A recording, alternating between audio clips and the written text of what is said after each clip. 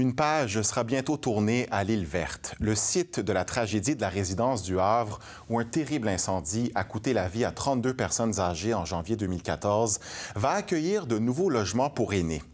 Isabelle, donc, le deuil n'est pas terminé, mais vous avez parlé à la mairesse et aux responsables du projet qui expliquent leur démarche. Oui, donc ils ont accepté d'accorder des entrevues aux médias pour parler de ce nouveau projet de 5 400 000 $. Un nouveau projet qui va permettre la construction de 20 unités de logement pour les personnes âgées à faible revenu de l'île Verte. La nouvelle construction sera faite selon les règles de l'art. Charles-Alexandre, on se rappelle que la tragédie avait démontré l'importance d'installer des gicleurs dans les résidences pour aînés du Québec. La mairesse nous a aussi confié qu'elle souhaite de tout son cœur que la municipalité passe à autre chose et que le lieu de la résidence du Havre, qui est situé au cœur du village de l'île Verte, reprenne vie.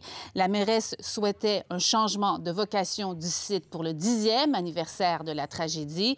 Son vœu sera vraisemblablement exaucé et les appels d'offres seront lancés ce printemps pour la construction de ces logements.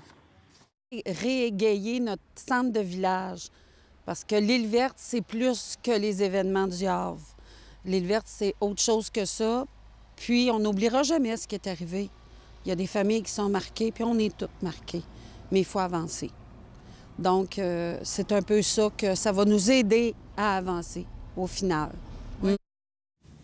Et Isabelle, les responsables du projet disent aussi avoir reçu la bénédiction d'une dame qui a vécu vraiment de près cette tragédie-là. Oui, donc c'est le conseil d'administration de la Villa Rose des Vents qui va mener ce nouveau projet. Ils ont fait aussi une consultation non officielle auprès des résidents de l'île Verte.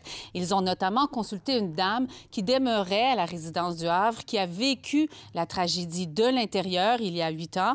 Elle a dit qu'elle accepte que de nouveaux logements soient construits sur le site, mais à condition que le style et la couleur du bâtiment changent. C'est un drame qui est arrivé, oui, mais je pense que le terrain est prêt à recevoir des personnes, puis je pense que oui. Puis les gens, ben oui, les personnes qui ont vécu ça, je pense qu'eux autres aussi, là, ils sont prêts, ils ont accepté ça, puis ils veulent voir quelque chose. Beaucoup de monde nous dit que c'est un trou dans le village. Et selon Bruno Bélanger, le deuil de cette tragédie n'est pas fait. Il sera sans doute jamais fait, même selon lui.